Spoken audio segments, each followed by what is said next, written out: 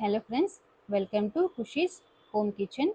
ఈ వీడియోలో టేస్టీగా ఈజీగా చికెన్ కర్రీ ఎలా చేయాలో చూసేద్దాం. ముందుగా దీనికి 500 గ్రామ్స్ చికెన్ తీసుకున్నాను.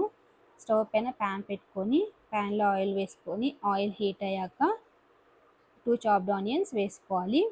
ఒక 2 నిమిషాల పాటు ఆనియన్స్ని ఫ్రై చేసుకోవాలి. తర్వాత అలాగే ఇందులోకి 1 చాప్డ్ టమాటో వేసుకోవాలి.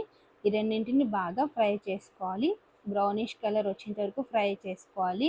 ఫ్రై చేసుకున్న టొమాటో ఆనియన్ని ఇప్పుడు మిక్సీ జార్లోకి వేసుకోవాలి. అలాగే ఇందులోకి కొబ్బరి, తగినంత కారము, కొత్తిమీరని వేసేసుకోవాలి. ఇప్పుడు ఇవన్నింటిని పేస్ట్ లాగా గ్రైండ్ చేసుకోవాలి. మరొకసారి స్టవ్ పైన ప్యాన్ పెట్టుకొని ప్యాన్లో ఆయిల్ వేసుకొని ఆయిల్ హీట్ అయ్యాక 2-3 సార్లు కడిగి పెట్టుకున్న చికెన్ని ఆయిల్లో వేసుకోవాలి. చికెన్ని 2 నిమిషాల పాటు ఆయిల్లో బాగా ఫ్రై అవ్వనివ్వాలి. ఫ్రై అయ్యాక తగినంత అల్లం వెల్లుల్లి పేస్ట్ని వేసుకొని బాగా కలుపుకోవాలి.